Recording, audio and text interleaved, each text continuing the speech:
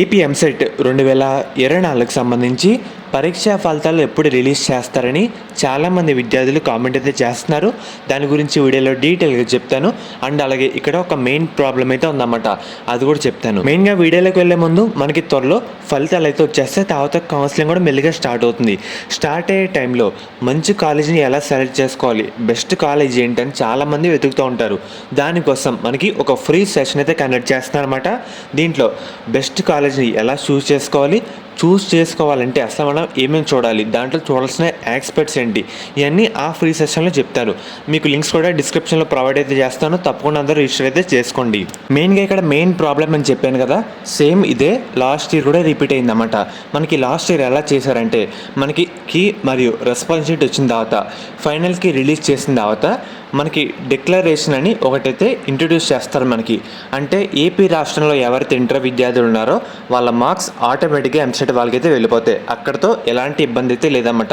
ఇక్కడ main problem ఎవరైతే Telangana, CBSE, వేరే స్టేట్స్ విద్యార్థులు ఉంటారో వాళ్ళ ఇంటర్ మార్క్స్ అయితే ఎంసెట్ వాళ్ళకైతే పంపాలన్నమాట. దానికోసం డిక్లరేషన్ పెడతారు, వాళ్ళ మార్క్స్ మొత్తం ఎంటర్ చేయాలన్నమాట. ఇదే మనకి డిక్లరేషన్ 2-3 టైమ్స్ మనకి రిపీట్ చేస్తూ ఉంటారు. మార్క్స్ అని ఎంటర్ చేయాలి. వేరే రాష్ట్రం విద్యార్థులు, తెలంగాణ కానీ సిబిఎస్ఈ విద్యార్థులు కానీ వాళ్ళందరూ ఎంటర్ చేసిన తర్వాతనే మనకి పరీక్షా ఫలితాలు అయితే వస్తాయి. లాస్ట్ ఇయర్ మనకి ఇదే రోజు ఎగ్జామ్ కంప్లీట్ కావడం జరిగింది. మనకి పరీక్షా ఫలితాలు జూన్ 14 అయితే వచ్చినాయన్నమాట. టోటల్ మనకి 21 డేస్ టైం పట్టింది పరీక్షా ఫలితాలు రావడానికి. అదే మనకి తెలంగాణలో 9 డేస్లో రిలీజ్ చేశారు. చూసుకోండి, మనకి డిక్లరేషన్ వల్ల చాలా లేట్ అండ్ డిలే అయితే అవుతుందన్నమాట. మనకి వేరే రాష్ట్రంలో విద్యార్థులు మన ఎంసెట్ వాళ్ళకి మార్క్స్ అయితే పంపించాలి. ఇంటర్లో ఎన్ని మార్కులు వచ్చినాయి ఈ డేటా మొత్తం పంపించాలన్నమాట. ఇక్కడ చాలా టైం అయితే కిల్ అయితే అవుతూ ఉంటుంది.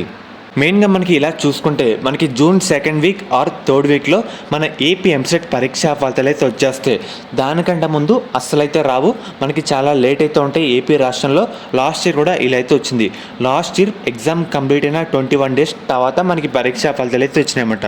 దాన్ని బట్టి చూసుకోండి, మనకి మార్క్స్ అయితే రావాలి వేరే బోర్డు నుంచి. దానివల్ల మనకి టైం అయితే అవుతుందన్నమాట, లేట్ అయితే అందుకే అవుతుంది. మనకి June 2nd week or 3rd వీక్లో ఏపీ ఎంసెట్ పరీక్షా ఫలితాలు అయితే వస్తాయి. అంతే తప్ప దానికంటే ముందైతే అస్సలైతే రావన్నమాట. వేరే రాష్ట్రాల విద్యార్థులు తప్పకుండా డిక్లరేషన్ ఫామ్ అయితే ఫిల్ చేయాలి. తప్పకుండా పాస్ అయిన విద్యార్థులు మాత్రమే ర్యాంక్ అయితే రావడం జరుగుతుంది, వేరే వాళ్ళకైతే రాదన్నమాట. మెయిన్గా సెషన్ కూడా తప్పకుండా అందరూ అటెండ్ అవ్వండి. మీకు లింక్స్ కూడా డిస్క్రిప్షన్లో, కామెంట్ సెక్షన్లో ప్రొవైడ్ అయితే చేయడం జరుగుతుంది. ఇది మీ కాలేజ్ చూస్ చేసుకునే విషయంలో చాలా హెల్ప్ అయితే అవుతుందన్నమాట. మీరు కూడా మిస్ అవ్వకుండా మీ పేరెంట్స్తో పాటు అటెండ్ అవ్వండి.